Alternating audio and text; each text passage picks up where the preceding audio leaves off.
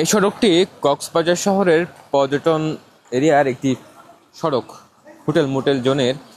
এই সড়ক দিয়ে প্রতিদিন পর্যটকরা যাতায়াত করছে, কিন্তু এই যে বৃষ্টি হচ্ছে, বৃষ্টির মধ্যেই ডুবে আছে পুরো সড়কটি। আমরা দেখতে পাচ্ছি যে হাঁটু পানির উপর পর্যন্ত পানি। এখান থেকে মূলত পর্যটকরা তাদের গন্তব্যে যাচ্ছেন।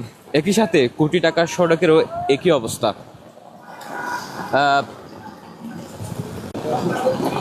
যখনই বৃষ্টি হয় এই সড়কগুলোতে পানি জমে যায়। এখনও আমরা পানির কারণে যানজট দেখতে পাচ্ছি সুগন্ধা পয়েন্টের ঠিক সামনেই। এটি নিত্য নতুন কোনো দৃশ্য নয়, প্রতিবারই এমন। যখনই বৃষ্টি হয় তখনই এই সড়কের এমন অবস্থা, এমন দশার সৃষ্টি হয়। মূলত অনেকে বলছেন যে পানি অপসারণ ব্যবস্থা, একই সাথে বর্জ্য ব্যবস্থার গাফিলতি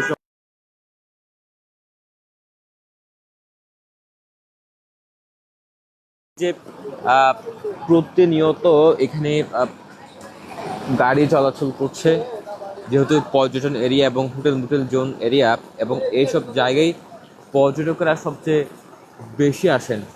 যেহেতু হোটেল মোটেল জোন এরিয়া, একসাথে স্থানীয়রাও তাদের আশপাশের এলাকাগুলো যারা অবস্থান করেন তারা চলাচল করছেন। তবে এখন যেমনটি অবস্থা দেখছি, পর্যটকেরা প্রায় হাঁটু থেকে উপর পর্যন্ত পানিতে হেঁটে হেঁটে তারা মূলত গন্তব্যে পৌঁছাচ্ছেন। বিশেষ করে হোটেল রুমগুলোতে তারা এইখান দিয়ে যাচ্ছেন।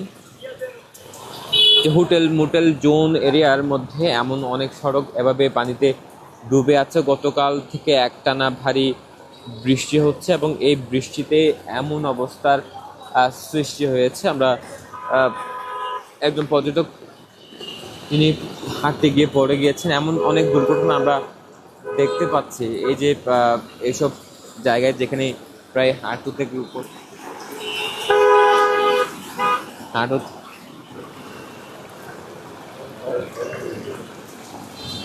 হাঁটু থেকে উপর পর্যন্ত পানিতে তারা ডুবে আছেন। এখন আমরা একজন সাধারণ মানুষ এখানে যারা থাকেন, একজন দোকান ব্যবসায়ীর সাথে কথা বলবো।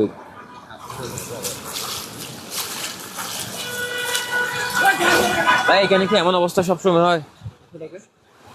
এরকম প্রতিনিয়ত হইতাছে। এই যে রাস্তার পানিটা ডালোর কারণে এদিকে পানিটা আসে আছে। পর্যটকদের কেমন সমস্যা হচ্ছে এখানে? তো বৃষ্টি হইলে তো একটু সমস্যা হয়।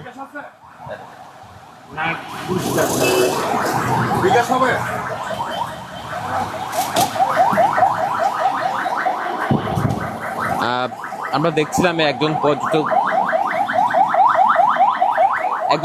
তিনি পড়ে যাওয়ার উপক্রম, তিনি একটু আগে দুর্ঘটনার কবলে পড়তেন।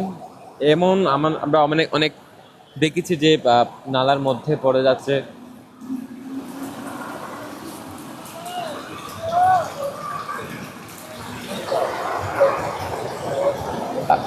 এখন যেখানে রয়েছে সুগন্ধা পয়েন্টের ঠিক সামনে, এই সড়ক দিয়ে মূলত প্রতিদিন হাজার হাজার মানুষের চলাচল, এবং এই সড়কে এখন এই বেহাল দশার সৃষ্টি হয়েছে। যেহেতু